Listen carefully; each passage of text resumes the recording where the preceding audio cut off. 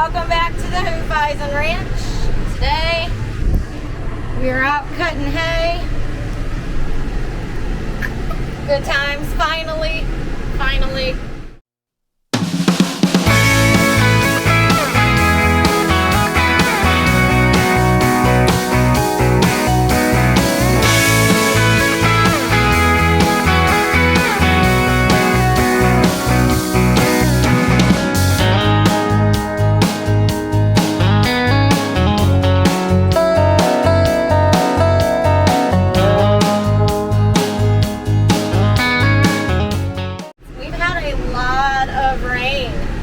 This year, which is great, and you would think it would be great for our hay, but our hay actually doesn't look as good as a lot of other people's right now.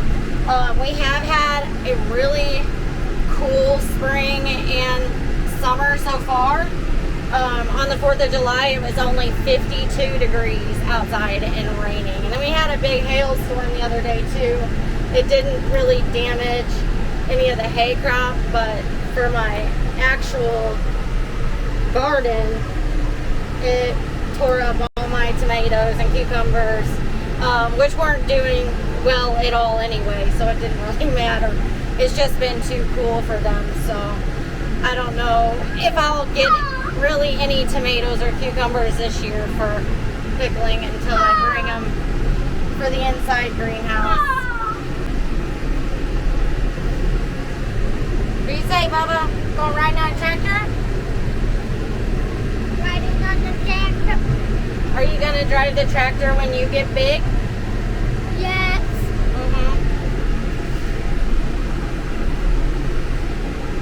Yeah, so we just finished calving 2 days ago. Did pretty well. Lost one calf during calving, and it was a huge calf. The calf was bigger than me. It's really odd how large that calf was. I would say that calf was at least 120 pounds. It's crazy. But we did lose that calf, but everybody else is A-okay.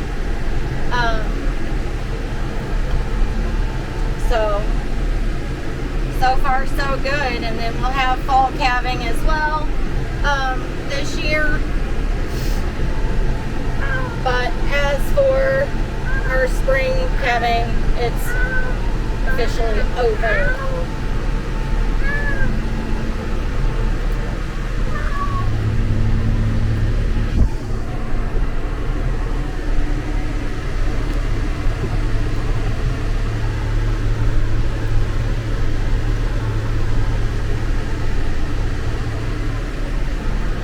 This is our small little alfalfa field.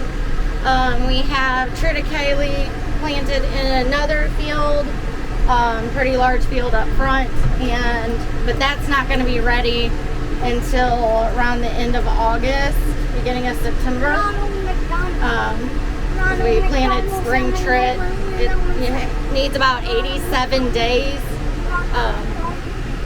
So we're not there yet. And then the rest of our fields that we cut are regular prairie grasses. And those we'll cut after we get done with this alfalfa field.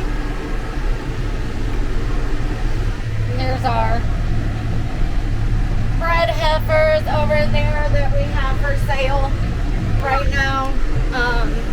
We are getting out of the American Wagyu and starting to do just full-blood Wagyu. So we bred those Angus girls to our Wagyu bowl and have them for sale right now. So they're separated from the ones that just calved. Dang it. Oh my god! We missed some. Oops.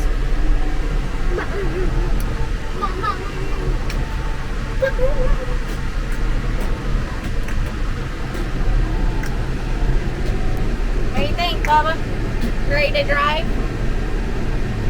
Yep. Yep. Think you can handle this big old tractor? No, oh my God. No, not yet. You need a little tractor, don't you? Yeah, oh my God.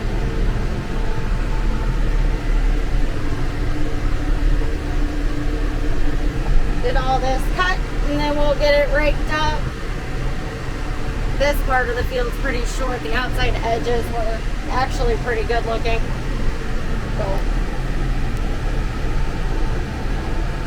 this part's awful short, so we're not going to get a whole lot. I think we will definitely get more than we got out of this field this year versus last year.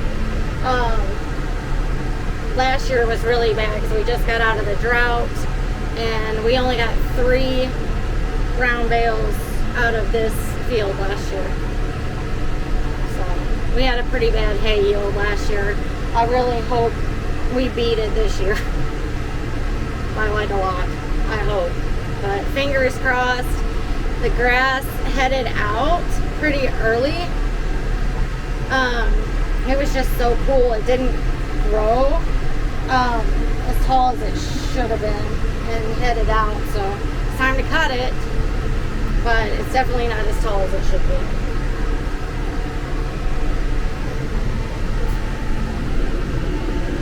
Right, Bubby? Yuppie, yeah. Oh my God. Oh my God. Oh my God. Oh God.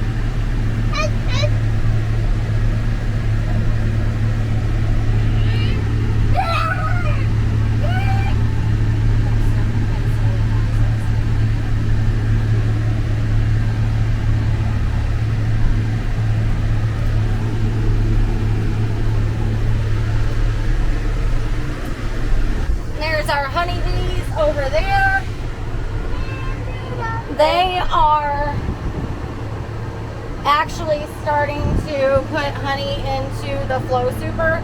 I'm gonna do a full video on those hives. I actually love them, and we got the off-brand ones. And when I do the video, I'll put a link in the description below on how to get one of those, the off-brand ones, because they're so much cheaper, but they work great. I mean, it's just, they're awesome. We've had a lot of sweet clover, so we have an abundance of sweet clover everywhere. So the bees are processing a lot of honey, or making a lot of honey from the sweet clover. I read that in Italy, they use sweet clover because it actually makes the bees have so much more honey. So it's definitely working, because we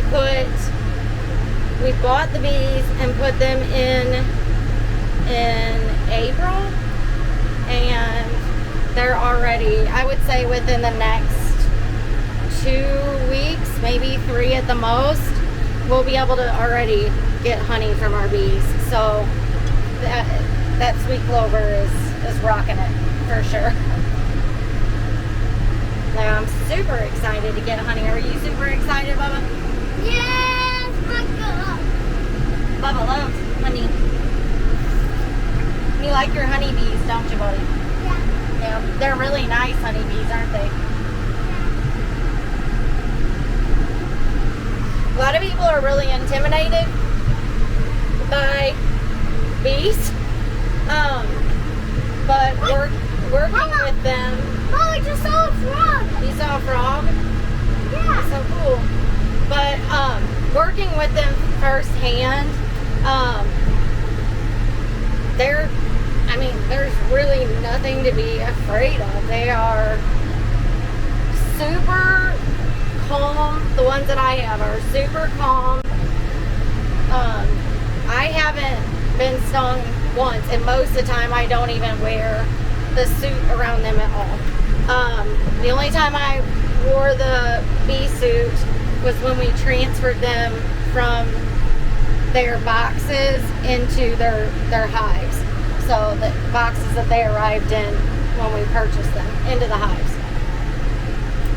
And I didn't have any issues then either. I mean, I had the bee suit on, but they weren't even intimidating. When I go out there, open up the windows and the hive, and I've even like screws into them, and they have not stung me one time.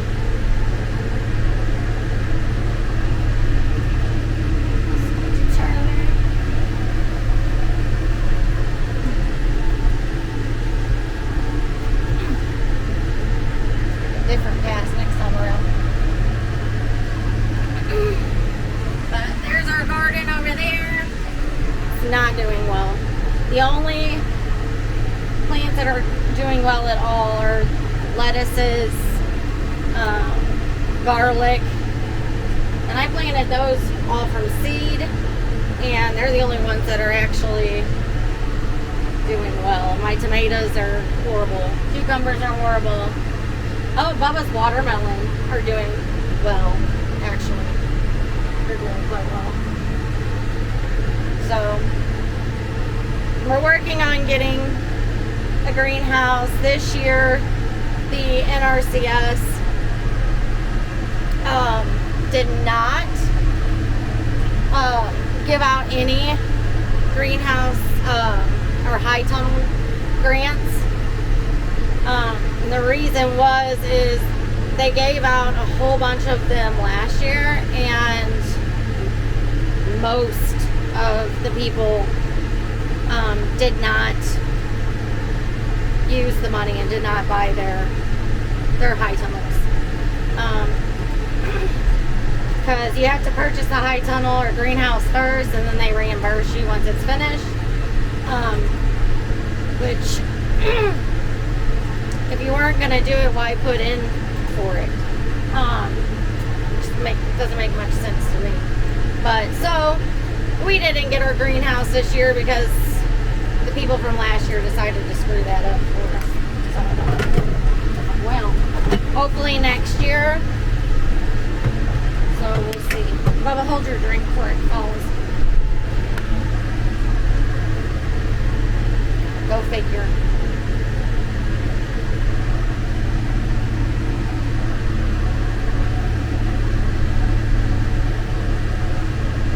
But when we get the greenhouse grant, we're going to continue to keep putting in for it.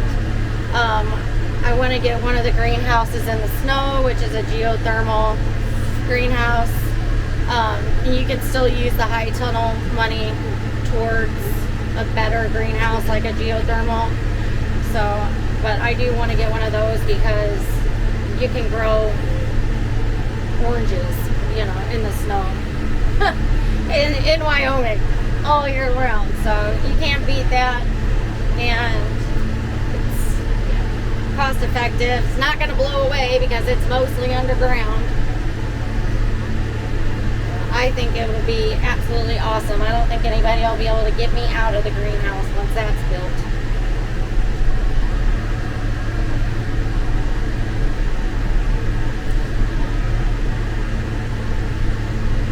But for right now, I have a little miniature one downstairs where I can do seed starts, and then keep, you know, one or two tomato plants in, and some basil and cilantro and thyme and those things that I like to use throughout the year. Anyway, so. And lettuces. Maybe next year our garden will be better. I hope.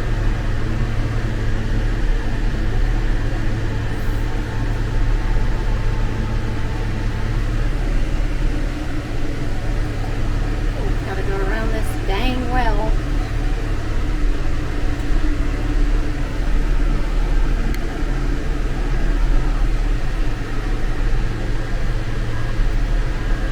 Hold on to your horses, Bubba.